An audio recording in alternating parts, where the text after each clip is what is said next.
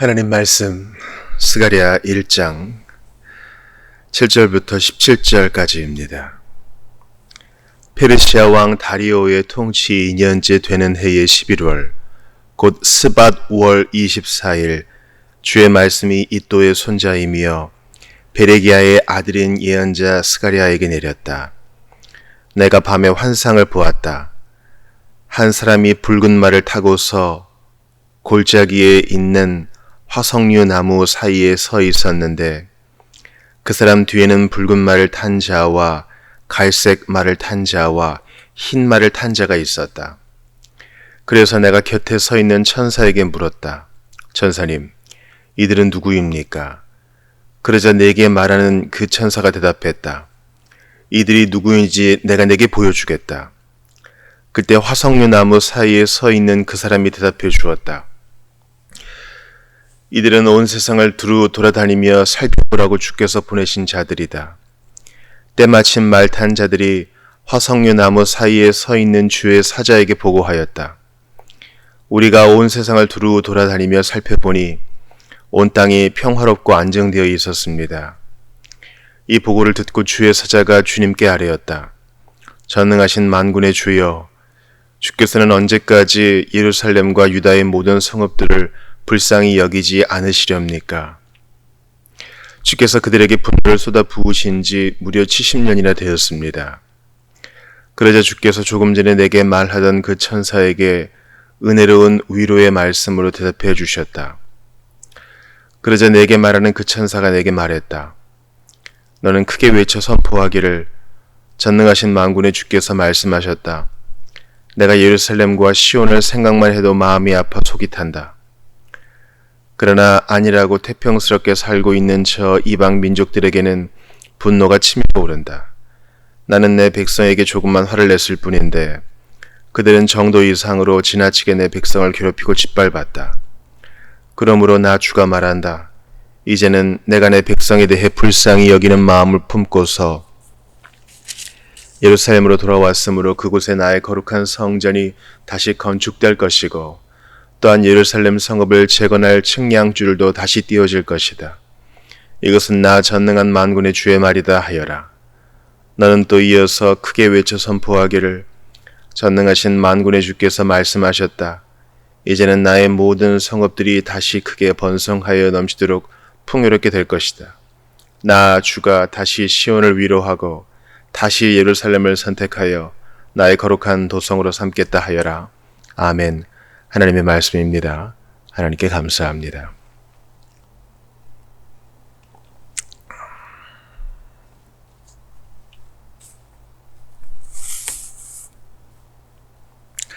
스가랴 말씀을 보고 있습니다. 스가랴는 구약의 요한계시록이라고 불리기도 합니다.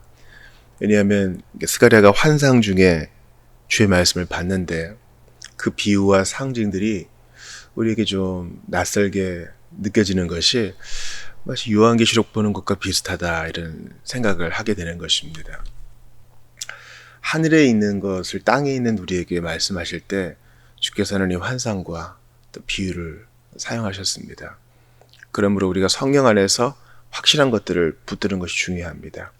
세세한 것들에 정신이 팔려가지고 우리가 신자의 중심을 잃어버려서는 안 되겠고 주께서 우리에게 말씀하시는 그 원뜻을 잃어버려서는 안 되겠습니다.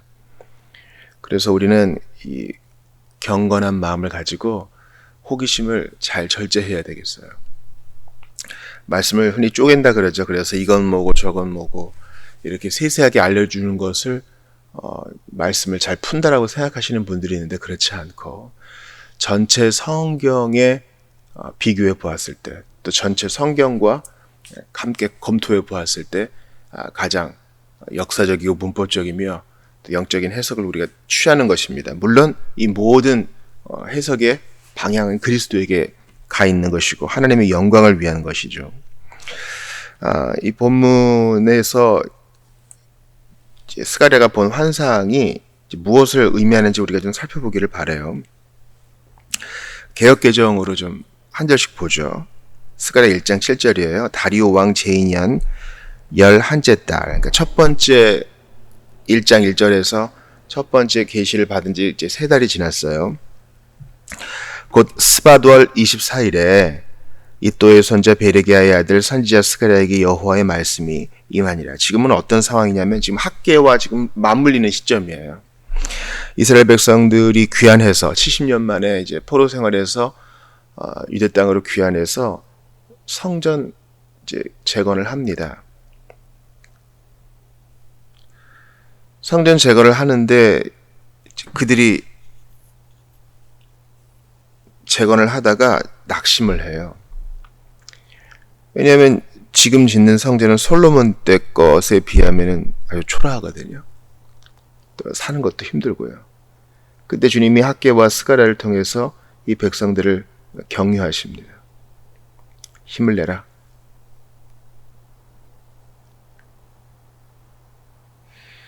그리고 우리가 지난 시간에 봤듯이 스가랴는 학개의 메시지와 이제 맞물려서 백성들에게 돌아오라, 회개를 촉구하죠. 아니, 격려만 해줘도 지금 시원찮은 판에 무슨 또 회개입니까? 아니요, 회개는 돌이킴이라 그랬죠. 너희들이 하나님을 제일 우선시하고 먼저 그 나라와 그를 구하는 데서 잘못 나갔다면 이제 돌이켜라 하는 것입니다. 그것을 위해서 이제 눈에 보이는 성전 공사를 하는 거죠. 그것이 우리 신약 시대에 그리스도 안에 있는 신자에게는 무엇입니까? 하나님 제일주의, 성경 제일주의, 이른바 파이브 솔라라고 그러죠. 그리스도 중심으로 하나님의 영광을 위하여 오직 믿음으로 성경에 기대어서 나아가는 것입니다.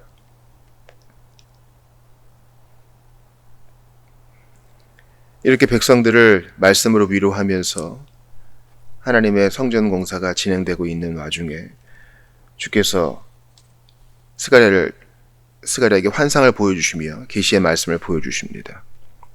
8절을 보세요. 내가 밤에 보니 한 사람이 붉은 말을 타고 골짜기 속 화석류나무 사이에 섰고 그 뒤에는 붉은 말과 자줏빛 말과 백마가 있기로. 먼저 이 화석류나무를 봅시다.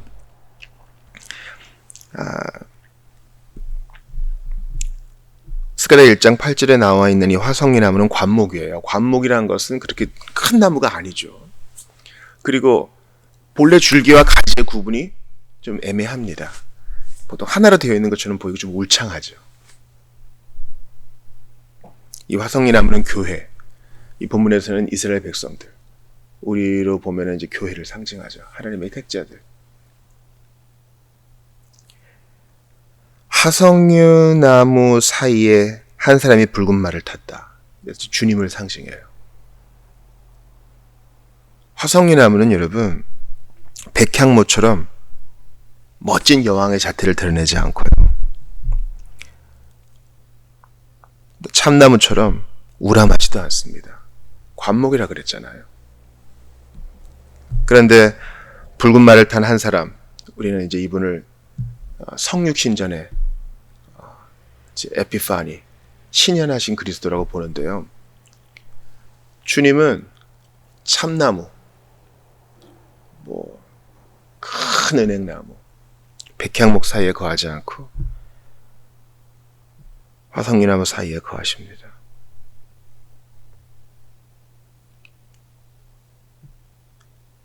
교회는 화석류나무처럼 그렇게 화려하지 않죠. 큰 성 바벨론과는 좀 다릅니다. 초라하고 얼핏 보기에 그렇게 아름다워 보이지도 않아요. 그러나 화석류나무는요, 그 잎이 으깨어질 때, 또 상처를 입을 때 향기를 바란다고 합니다. 교회의 성격이 그렇죠. 세상은 초라하다 하고 부족하다 하고 멸시하지 않고 눈여겨보지도 않죠. 우리가 주일에 봤던 것처럼 아리마대 요셉처럼 드러나지 않아 보이고 여인들처럼 그렇게 무시당하고 제자들처럼 이름 없는 자라 해도 주님은 그곳에 당신의 영광을 두십니다. 교회는 화석류나무와 같아요. 여러분, 우리가 가을에는 단풍 구경 간다 그러고요. 봄에는 꽃 구경 간다 그러죠. 화석류나무는 거기에 안 속해 있어요. 무슨 벚나무처럼 흐드러지게 꽃을 피우는 것도 아니고요. 아름드리 나무처럼 그 위용을 과시하는 것도 아닙니다. 다 고만고만해요. 그러나 주님은 거기에 당신의 영광을 두시고 내가 거기에만 있겠다 말씀하십니다. 그러므로 이것이 교회의 영광이요 안전입니다. 교회는 세상이 알지 못하는 보이지 않는 영광을 소유하고 있습니다. 그러니까 화석류 나무의 풍채 자체에 우리가 집중하면 안 되고 그게 뭘 담고 있느냐. 화석류 나무 사이에 여전히 함께 하시는 하나님. 다 부족하죠. 여러분, 바울이 고린도 교회 성도들에게 말한 것처럼 우리 중에 잘난 자가 얼마나 있어요. 난 그래도 세상적인 기준으로 볼 때 모자라지 않습니다 하시는 분들도 계시겠죠. 그러나 비교는 끝이 없어요.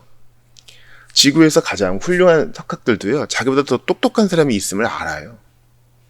그러니까 비교란 것은 우리끼리의 비교예요. 그리고 우리 안에서의 교만이에요. 주님은 다 부족하다 하십니다. 그리고 특별히 더 부족한 존재, 교회에게 두려워 말라 하십니다. 내가 너의 영광과 힘이 된다 말씀하십니다. 그러므로 일단 우리가 화석류 나무와 같은 존재임을 받아들입시다. 이게 바로 경건의 시작이에요. 경건의 시작, 바로 겸손히 내 자신을 보는 거, 있는 모습 그대로 내 자신을 보는 거. 나는 괜찮다 고개를 뻗댈 분 계셔요. 그럼 아직 시작도 못 하신 거예요. 하나님 안에서 내 자신을 제대로 보는 거, 그게 시작이에요. 두 번째, 우리가 화석류나무 사이에 거하고 있는 한 사람, 붉은 말을 타고 있는 한 사람을 보기를 원합니다. 스가랴 1장 9절을 보세요. 내가 말하되 내 주여 이들이 무엇이니까 하니 내게 말하는 천사가 내게 이르되 이들이 무엇인지 내가 내게 보이리라 하니. 여기서 이제 그 인물들을 구별할 필요가 있어요. 먼저 계시를 받는 스가랴가 있고, 화석류나무에 계신 이가 있고, 화석류나무 사이에 계시면서 붉은 말을 탄 분이 계시고, 또 그것을 해설해주는 천사가 있어요. 이 3인 사이에 이루어지는 일입니다. 화석류나무 사이에 거하는 붉은 말을 탄 분은 바로 우리가 여호와의 천사라고 하는 구약에서 50회 이상 등장하신 분입니다. 제가 아까 말씀드렸다시피 이분은 육화하신 그리스도, 눈에 보이는 분으로 나타나시는 그 역할은 삼위 가운데 성자가 하시는 일이잖아요. 성육신은 인간의 몸에서 태어나신, 여자의 몸에서 나셨을 때 우리가 성육신이라고 하고, 그런 과정 없이 바로 눈에 보이는 분으로 드러나는 것도 역시 제2위격인 성자의 일입니다. 특정한 시간과 장소에 공간적으로 나타나시는 주님을 가리킵니다. 그분을 여호와라고 하고, 또 어떨 때는 여호와의 사자라고 하고 그렇게 표현합니다. 그래서 어떨 때는 진짜 심부름 받은 천사를 나타낼 때도 있고, 어떠할 때는 바로 주님 자신을 가리킬 때도 있으므로 해석에 만전을 기해야 합니다. 예를 들어서 창세기 18장 1에서 5절을 보면은 아브라함을 방문한 천상의 방문 계획이 있죠. 리더 중 하나는 주님이시고 둘은 천사입니다. 여호와의 사자의 모습으로 나타나시죠. 또 창세기 48장에서도 야곱을 인도하는 천사, 그가 바로 여호와 자신이십니다.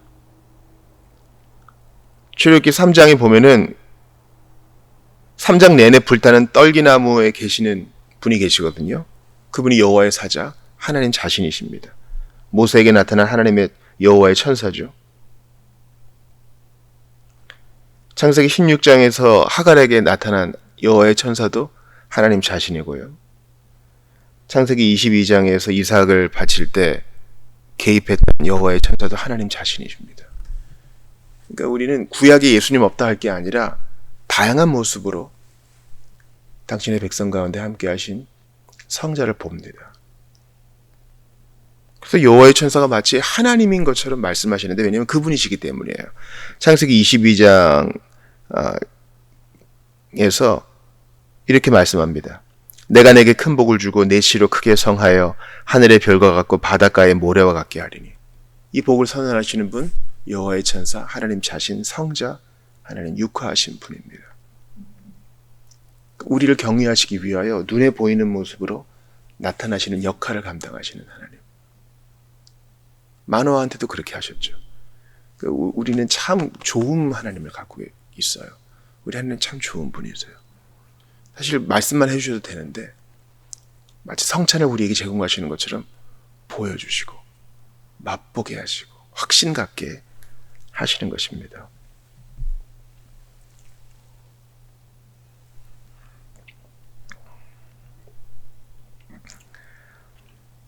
이제 그분이 하시는 말씀을 봅시다. 스가랴 1장 10절 이하입니다. 화석류나무 사이에 선자가 대답하여 이르되 이는 여호와께서 땅에 두루 다니라고 보내신 자들이니라. 그들이 화석류나무 사이에 선 여호와의 천사에게 말하되 우리가 땅에 두루 다녀보니 온 땅이 평안하고 조용하더이다 하더라. 무슨 이야기가 오갑니까? 주님께서 부리시는 천사들이 보니까 온 땅이 평안하고 고요하대요. 하나님께서 진노하세요. 왜냐하면 당신의 백성들은 이렇게 고난을 받는데 하나님의 도구가 되어서 이스라엘을 심판한 나라들은 평안하다니 이게 말이 안 된다는 거예요. 그래서 주님이 기도로 응답하십니다. 12절 보세요. 여호와의 천사가 대답하여 이르되 성자 하나님이세요. 만군의 여호와여 여호와께서 언제까지 이제 기도를 받으시는 분은 성부 하나님이시죠. 성자가 성부께 기도하고 있는 거예요. 만군의 여호와여 여호와께서 언제까지 예루살렘과 유다 성읍들을 불쌍히 여기지 아니하시려 하나이까 이를 노하신 지 70년이 되었나이다 하매 기도해 주시는 성자 예수님, 여기서도 우리를 위해 기도해 주세요. 신약성경 요한복음 17장을 한번 보세요. 요한복음 17장 9절입니다. 내가 그들을 위하여 비옵나니 내가 비옵는 것은 세상을 위함이 아니요 내게 주신 자들을 위함이니이다. 그들은 아버지의 것이로소이다.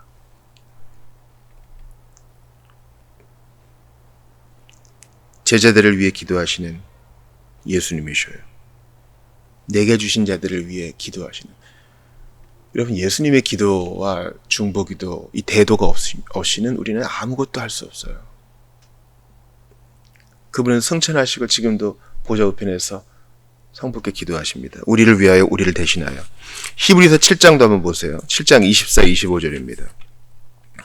예수는 영원히 계심으로 그 제사장 직분도 갈리지 아니하느니라. 그러므로 자기를 힘입어 하나님께 나아가는 자들을 온전히 구원하실 수 있으니 이는 그가 항상 살아계셔서 그들을 위하여 간구하십니다.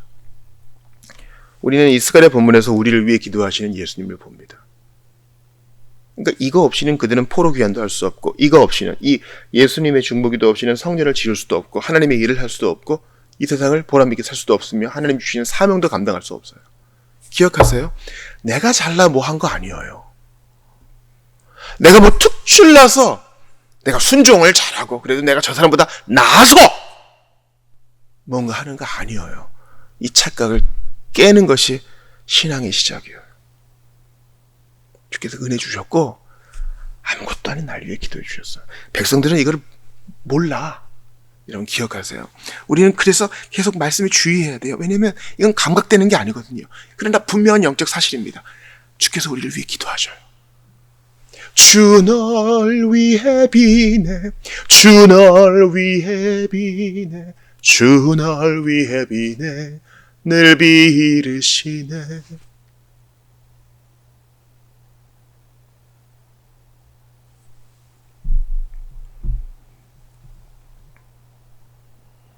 그리스도께서 풍성한 사랑과 온갖 권세를 가지고 교회 가운데 거주하시며 당신의 사자들 천사들을 보내서 그의 일을 하게 하시며 교회의 최후의 승리를 위하여 모든 것을 준비하십니다.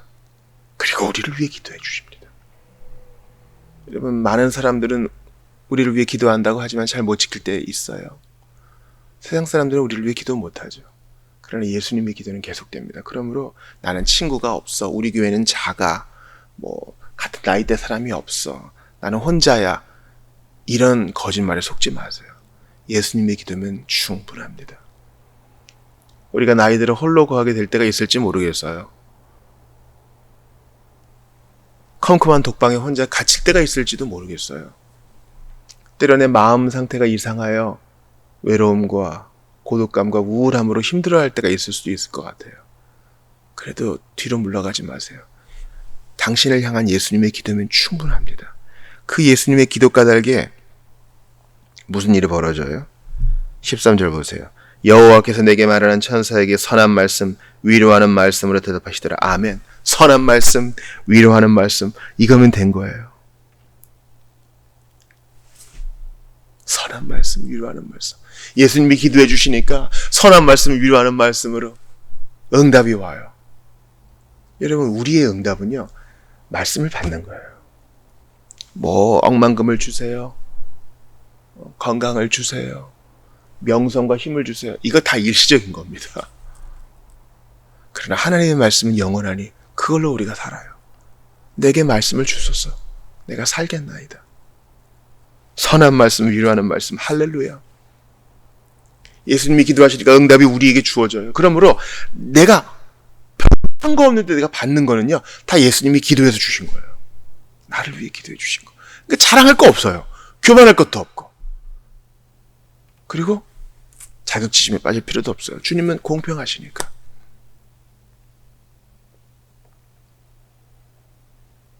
주님은 질투하시는 하나님입니다. 내가 시온을 위하여 크게 질투한다.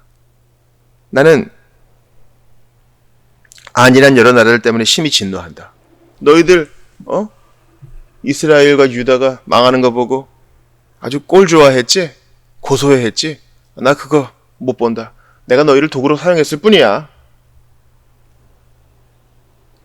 나는 조금 노했는데, 내 백성들 때문에 조금 노했는데 너희는 그걸 가지고 놀았구나. 주님이 징계하세요. 그러니까 여러분, 칼의 권세를 가지고 있는 자들이 힘을 갖고 있지만 그건 다 하나님이 정해주신 만큼이에요. 정도껏 써야죠. 양심껏 써야죠. 근데 그걸 가지고 천하 제일이라도 된 것 마냥 교만을 부리다가 주님께 진노를 당한다는 것이 구약 성경에 특별히 이제 선지자들의 예언에 많이 등장합니다. 16절 보세요. 그러므로 여호와가 이처럼 말하노라. 내가 불쌍히 여김으로 예루살렘에 돌아왔은즉 내 집이 그 가운데 건축되려니 예루살렘 위에 먹줄이 쳐지리라. 만군의 여호와의 말이니라. 먹줄이 쳐진다는 것을 건축한다는 말이잖아요. 에스겔 보면은 성전을 떠나신 주님이 본문 보니까 이제 다시 돌아오신대요. 그러니까 성전 건축하는 사람들이 힘이 나겠어요, 안 나겠어요? 주님이 다시 돌아오시고 그들을 비웃는 이방 나라들을 주께서 친히 징계하시고 벌을 주시고 우리의 편이 되어주신다니 힘이 나겠어요, 안 나겠어요? 선한 말씀, 위로하는 말씀은 그런 거 아니에요. 우리가 세상 살면서 내 편이 있다는 게 참 위로가 되죠. 때로는 최후의 보루라고 느꼈던 가족도 내 편이 안 될 때가 많아요. 우리를 이해를 못하는 거예요. 너도 잘못이 있겠지? 막 이래요. 서운해요. 그러나 공평하시고 선하신 하나님은 우리가 주님 편에 서 있을 때 끝까지 우리 편이 되어주시고 모든 악한 것들로부터 우리를 지켜주십니다. 네, 우리를 불쌍히 여겨주세요. 그가 다시 외쳐 이르기를 만군의 여호와의 말씀에 나의 성읍들이 넘치도록 다시 풍부할 것이라.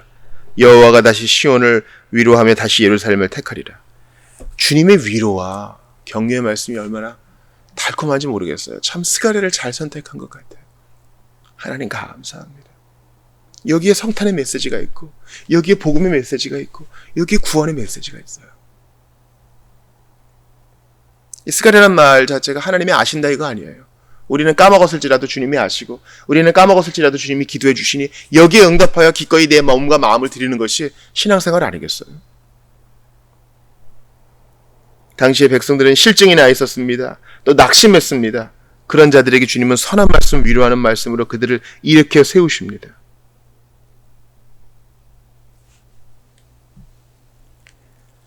이사야 예언이 진실로 드러나요. 이사야 43장 들어보세요. 너는 두려워 말라. 내가 너를 구속하였고 내가 너를 지명하여 불렀나니 너는 내 것이라. 네가 물 가운데로 지날 때에 내가 함께할 것이라. 강을 건널 때 물이 너를 침몰치 못할 것이며 네가 불 가운데로 행할 때에 타지도 아니할 것이요 불꽃이 너를 사라지도 못하리니 대저 나는 여호와 내 하나님이요 이스라엘의 거룩한 자여 네 구원자임이라. 넌 내 거야. 낙심하지 말아라. 징계 중에 있다 그래도 절망하지 말아라. 나는 너의 하나님 아니냐. 물 가운데 지날 때 함께 할 것이다. 홍해 가운데, 그죠? 요단강 건널 때 함께 하셨고, 강을 건널 때 물이 너를 침몰치 못할 것이고, 네가 불 가운데 행할 때 타지도 아니할 것이요. 다니엘 세 친구와 함께 하셨잖아요. 우리가 지금 불 가운데 지나지 않아요? 우리의 고난이 불 같지 않아요?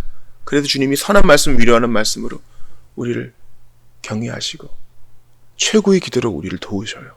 그러니 여러분 쫄지 마세요. 두려워하지 마세요. 두려워한다는 건 믿음 없다는 뜻이에요. 예수 믿는 사람은 여러분 뻔뻔해야 돼요. 제가 신방을 할 때 이런 얘기 하시는 분이 있어요. 아유, 너무 자꾸 넘어져서 창피해요. 뭐가 창피해요? 뭐가 창피해?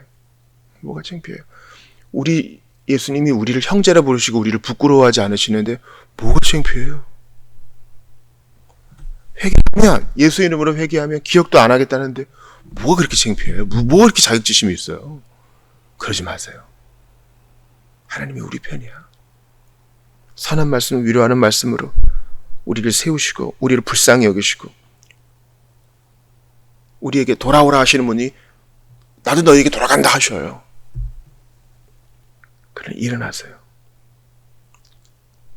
구약시대에 이렇게 환상과 또 계시로 비유로 말씀하신 분이 복음서에서 분명히 몸을 입고 우리에게 말씀하세요. 내가 너와 함께 하겠다. 세상 끝날까지 내가 너와 함께 하겠다. 그러니 오늘 하루 시작하는 벌써 영하 10도잖아요. 추워도 두려워하지도 말고 물러가지도 말고 게으르지도 말고 주께서 주신 마음으로 하던 일을 계속하세요. 성전을 재건하는 사람들, 이 건축하는 일은 그들이 해야 돼요. 하나님의 말씀으로 그냥 건물을 딱 지을 수도 있지만 우리에게 순종을 요구하세요. 성전을 건축하는 것은 고단한 일이에요. 나무를 자르고 돌을 캐오고 사람들을 부리고 돈을 내야 되고 기꺼이 지출을 감당해야 되고 피곤은 무릅써야 되는 일이에요. 그러나 할 수 있어요. 주님이 기도해 주시고 도와주시고 선한 말씀, 위로하는 말씀으로 우리를 세우시니 진짜 일을 하시는 분은 그분이셔요. 부활하시고 승천하신 주님께서 사망으로 무덤의 권세를 이기셨습니다. 여전히 살아계셔서 우리를 위해 기도하시니 우리 힘을 냅시다. 움츠러들지 맙시다. 주의 일을 합시다. 하는 일을 계속합시다. 다른 일을 세워줍시다. 기도합시다. 믿음 없이 뒹굴지 맙시다. 주께서 우리에게 주시는 그 믿음으로 앞으로만 나아갑시다. 우리를 위해 기도해 주시는, 우리 편이 되어 주시는 예수님 바라보시며 앞으로 나아가시기를 주의 이름으로 축원합니다.